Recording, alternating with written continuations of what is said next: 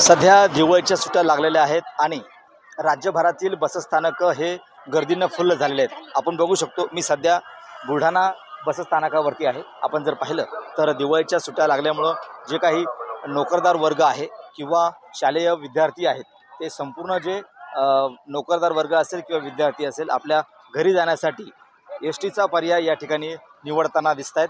त्याचं कारण असं आहे की खाजगी ज्या गाड्या आहेत त्यांचं जे तिकीट आहे ते तिकीट सध्या महागलेलं आहे। दिवाळीच्या सुट्ट्या असल्यामुळे गर्दी होते, त्यामुळे खाजगी गाड्यांचं तिकीट जे आहे ते सध्या या ठिकाणी महागलं असल्याचं दिसतंय।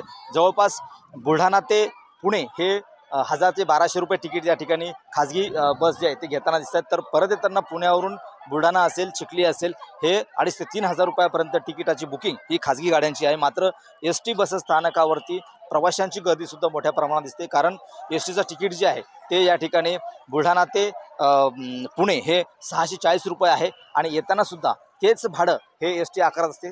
त्यामुळं प्रवाशांनी सध्या बसस्थानकावरती मोठी गर्दी केली असल्याचं आपल्याला दिसतंय। विद्यार्थी सुद्धा आता शाळेला सुट्टी लागल्यामुळे आपल्या घरी दिवाळीच्या सुट्टी साजरी करण्यासाठी या ठिकाणी जाताना दिसतात। एकंदरीत पाहिलं तर सध्या दिवाळीची सुट्टी असल्यामुळं बसस्थानकावरती मोठी गर्दी असल्याचं आपल्याला पाहायला मिळते। प्रवासी सुद्धा म्हणजे सुखकर प्रवास जो ज्याला म्हणतो आपण तो एसटीचा आहे, त्यामुळे एसटीचा पर्याय हे प्रवासी निवडताना आपल्याला या ठिकाणी दिसतात। त्यामुळेच बसस्थानकावरती मोठी गर्दी असल्याचं आपल्याला या ठिकाणी पाहायला मिळत आहे। कॅमेरामन निलेश देशमुखसह गणेश सोळंकी, TV9 मराठी, बुलढाणा।